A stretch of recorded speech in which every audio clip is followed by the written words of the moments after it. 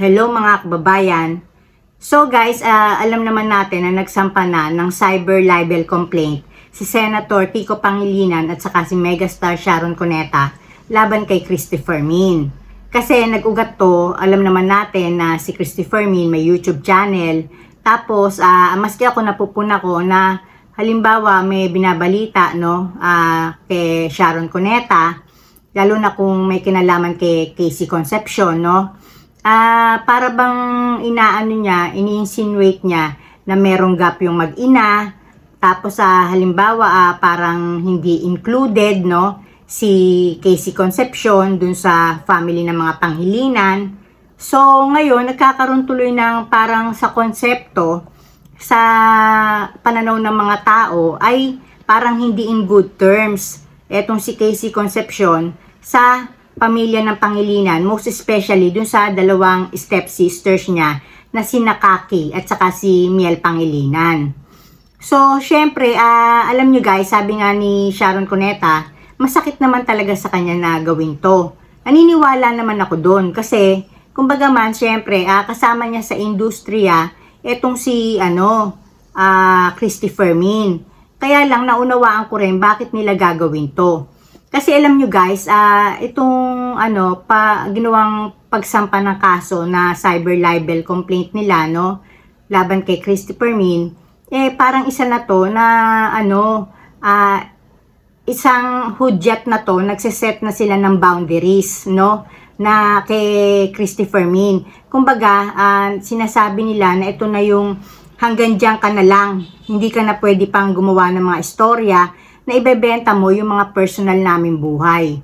So alam nyo guys, okay lang naman talaga yung showbiz na magbalita. Ang masama lang naman kasi, hinahalukay pati yung mga personal na buhay ng mga artista na to, na syempre pagka ang tinapik tungkol sa kanila mga negatibo, may impact sa kanila yon, pati doon sa mga nakakakilala sa kanila. Ito pa naman si Christopher Min, kung magbigay ng sa kanya pagbabalita, pag nagbabalita siya, parang akala mo kasama siya sa buhay, kasama siya sa bahay, di ba? Parang kapamilya, kadugo siya, na talagang akala mo yung may first hand, na experience siya dun sa mga topic niya ng mga tao, na parang talagang totoong totoo, at sasabihin pa may mga reliable sources siya, di ba? Alam nyo guys, para sa tingin ko, foul talaga to. Kasi alam nyo guys, ang tao, iba naman talaga ang pinapakita nila sa labas, Iba rin yung nangyayari sa loob. Malay mo, hindi mo naman alam na, yung sa loob naman pala, harmonious naman pala yung relationship ng Pangilinan at saka kay Casey Concepcion. Pero kung ibalita mo, tapos yung chismosang halimbawa reliable source na sinasabi mo, may mga taong mapagawa ng intriga na kahit walang intriga, gumagawa ng intriga, di ba? Most especially, totoo to, sa mga kasambahay. May mga kasambahay na halimbawa mas pabor sila dito sa kanilang among si ganito kaysa kay ganito, di ba? So ito guys, masasabi ko rin, hindi tama na halimbawa para maging marami ang views, talagang yung relationship na personal ng mga artista ang gawing topic. Hindi sila pwedeng pulutanin para lang tayo kumita, Kasi may mga emosyon yan At saka sa totoo lang guys, naapektuhan sila.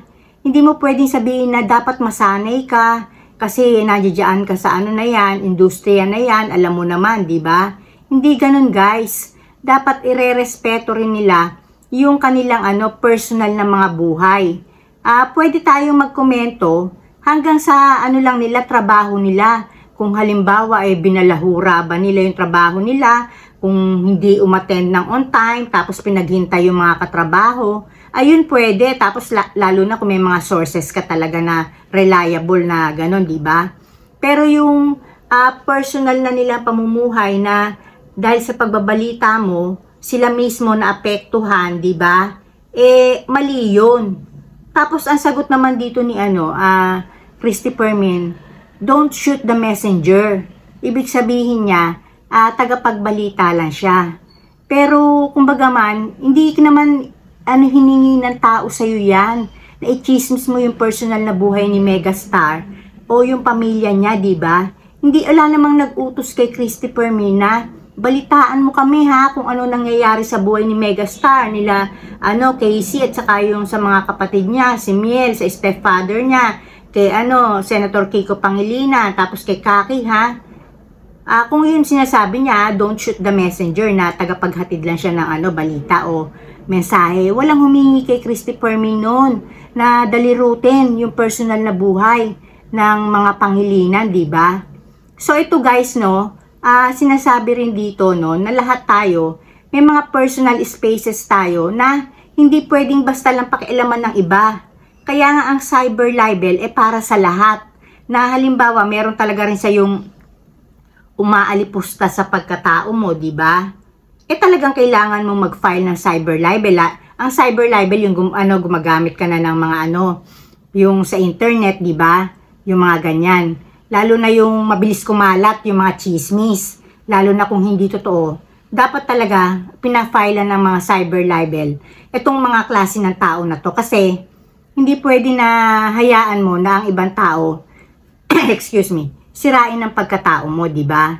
Kasi alam nyo guys, sinasabi nga natin, kung sino man yung mga pinagsabihan nila, kahit hindi totoo yun, mananatili na sa isip nila yun Nagkaroon na sila ng negative impression tungkol sa'yo na hindi naman totoo dahil lang sa mga dalahirang ito.